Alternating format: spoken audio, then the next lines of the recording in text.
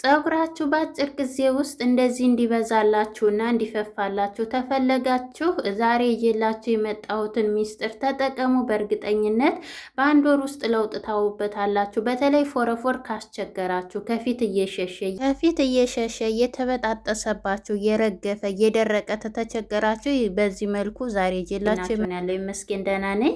በያላችሁበት ዓለም ዳርቻ ሰላማችሁ ብዝት ይበልኝ እያልኩኝ እንግዲህ ዛሬ ይዤላችሁ የመጣሁት እስከዛሬ ድረስ ቀይ ሽንኩርትን ልጣጩን እየተጠቀምን እንጥላለን። ከዛሬ ጀምሮ ይሄንን ብታውቁ ኖሮ አጥሉትም። ምክንያቱም ፀጉራችሁን በጣም ነው የሚያፋፋላችሁ የሚያሳድግላችሁ። በተለይ ከፊት ለፊታችሁ ያለ እድሜያችሁ ሽበት ከወረራችሁ ይሄንን ልጣጩን እያደረቃችሁ መጠቀም ትችላላችሁ። በመጀመሪያ ወደ አሰራሩ ወስዳችሁ እዚህ ጋር 2 ራስ ሽንኩርት ተጠቅሜያለሁ፣ አቅርቤያለሁ። ይቅርታ ያው ሽንኩርቱን ሙሉውን አንጠቀምም፣ ግን እየሰራን ቪዲዮ ላይክ እያደረጋችሁ ለቻናሌ አዲስ ከሆናችሁ ደግሞ ሰብስክራይብ እያደረጋችሁ ቤተሰብ ሁኑ። እዚህ ጋር እንግዲህ እናንተን ለማሳየት ያህል ነው። ሽንኩርት ስንጠቀም ሽታ በጣም እንቸገራለን። ነገር ግን ልጣጩን እንደዚህ እያደረግን ብንጠቀመው ከሌሎች ግብአቶች ጋር ምንም አይነት ሽታ የለውም። እንደገናም ደግሞ መዓዛው ራሱ እንዴት ደስ እንደሚል ፀጉራችሁን በጣም ነው የሚያፋፋላችሁ፣ የሚነቃቀልባችሁ፣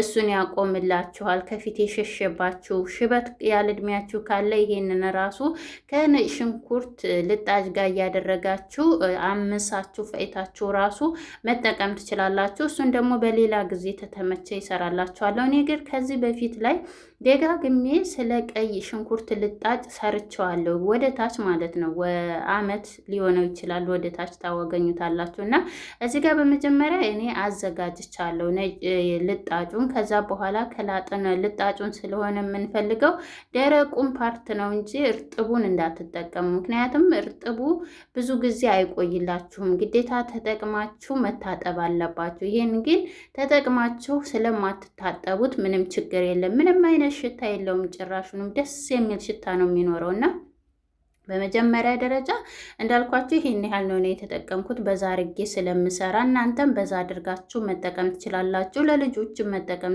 ስለሚቻል ማለት ነው። ለልጆች በተለይ ለወንዶች ደግሞ ከግንባራችሁ ከፊት ለፊት ላይ የሚሸሽባችሁ ለጢማችሁ ራሱ መጠቀም ትችላላችሁ። ከዛ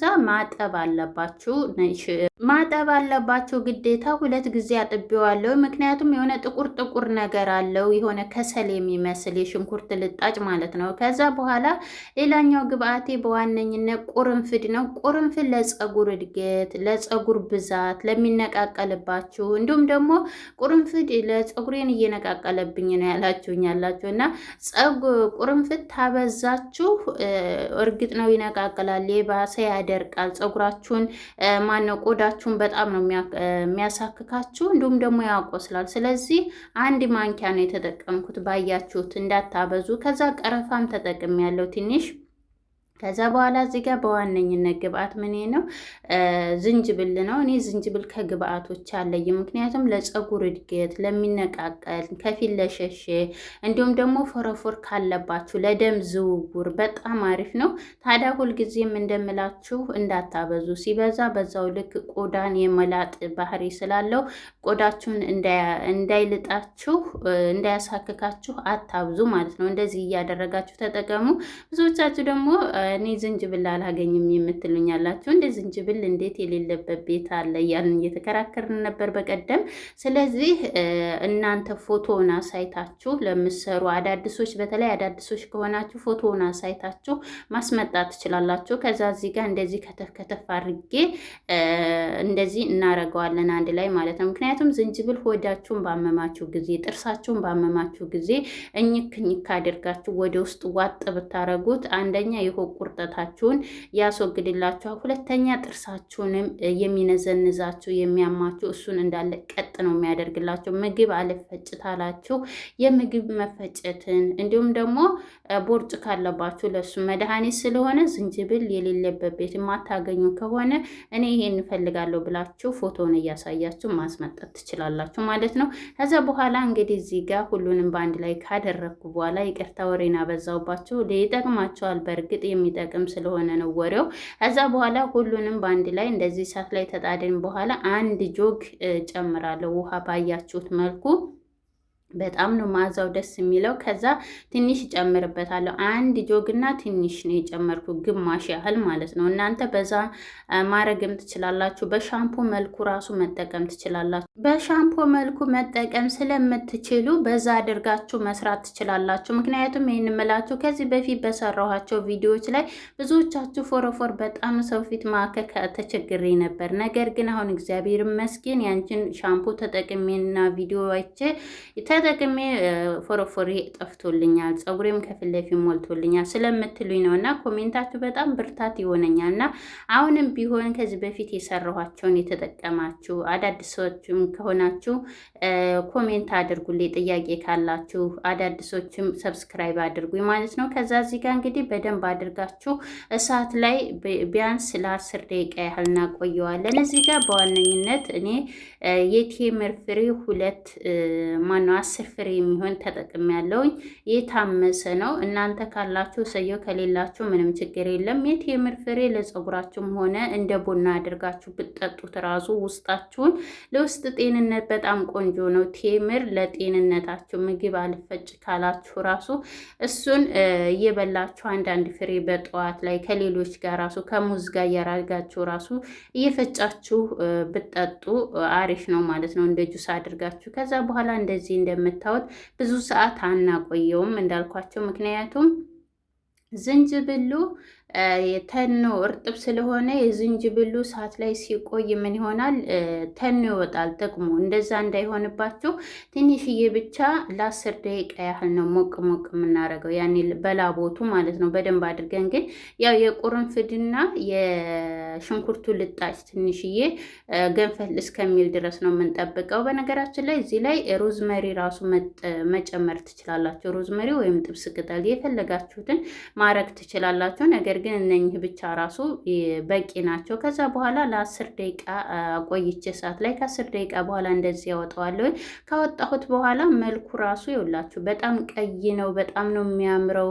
በጣም ነው ደስ የሚለው። ተጠቅማችሁት ራሱ አያሳክካችሁ፣ ሽታ የለው። በጣም ደስ ነው የሚላችሁ እና ከዛ በኋላ ካወጣሁት በኋላ እስከሚቀዘቅዝ ታዲያ ለ1 ሰዓት ትቸዋለሁኝ። ተተኩት በኋላ ይውላችሁ ሰፍሬ የሰራሁት ይመስል ያው ግማሹን ጆግ ያው እሳቱ ጨርሶታል። እሳት ላይ ሲንተከተክ እና ደግሞ ሲቀመጥ ምጥጥ አድርጎታል፣ ቀንሷል ማለት ነው። እና አንዱን ጆግ ሰጥቶኛል ማለት ነው።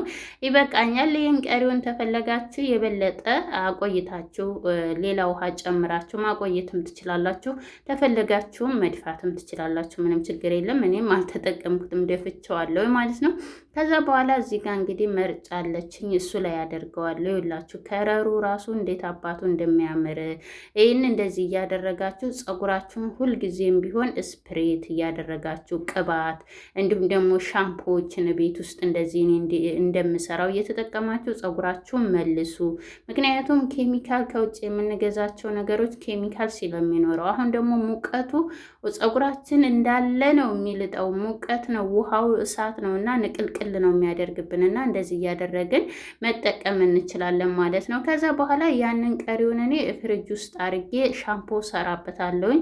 ይሄን ደግሞ ፍሪጅ ውስጥ አድርጋችሁ ለስንት ጊዜ መጠቀም እንደምትችሉ አሳያችኋለሁ እየተጠቀምኩኝ ማለት ነው። ከዛ በመጀመሪያ እዚህ ጋር በምታዩት መልኩ እየተጠቀምኩኝ እንግዲህ ወደ አጠቃቀሙ ስወስዳቸው፣ በመጀመሪያ እኔ ፀጉሬን ቁጥርጥሮች ሰርቻለሁ ክፍትፍት እንዲልልኝ ቆዳዬ ይውላችሁ ክፍትፍት ብሏል።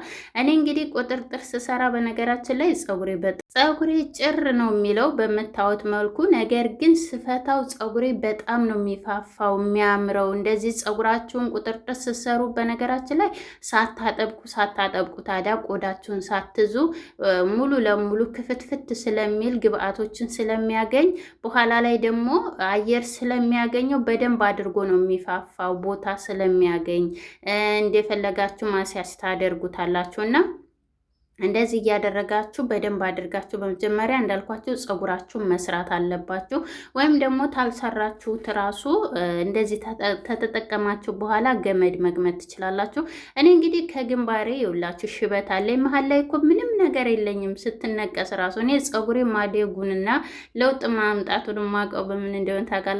በሽበቴ። ምክንያቱም ሽበት ከፊት ለፊት አዲስ ነው እንጂ የበቀለው የበፊቱ ፀጉሬ አይደለም እየሸበተ ያለውና አዳዲሶች እየወጡ ወዳውኑ ነው የሚረዝሙት ማለት ነው፣ ከግንባሬ ብቻ። እና እንደዚህ እያደረግን በደንብ አድርጋችሁ ማስያጅ አድርጉት። ታዲያ እኔ ሽበት በራሴ ስህተት ነው ያመጣሁት እንዳልኳቸው የሌላ የሆነ የሽበት ሄና ተጠቅሜ ስለነበረ ሽበት ሳይኖርብኝ በዛ ምክንያት ነው እንደዚህ የሆነው። እና እናንተም ኬሚካል የሆኑ ነገሮችን አትጠቀሙ። ከዛ በኋላ ማስያጅ ታደረግኩ በኋላ እዚህ ጋር እኔ ጭቃ ቅባት ነበረኝ ይቅርታ፣ ስፈልገው የት እንዳደረኩት አላውቅም ጠፋኝና እዚህ ጋር ቫዝሊን ተጠቅሜ ያለው። ምክንያቱም ግዴታ ይሄን ስትጠቀሙ ጭቃ ቅባት መጠቀም አለባቸው። ጭቃ ቅባት ደግሞ አሰራሩ ወደ ታች አለላችሁ ቪዲዮን እና ይሄንን ግብአት የምትጠቀሙ በሳምንት 2 ጊዜ ብቻ ፀጉራችሁን ታጥባችሁም ሳትታጠቡም ነው፣ ምንም ችግር የለም። እስከ ሳምንት መቆየት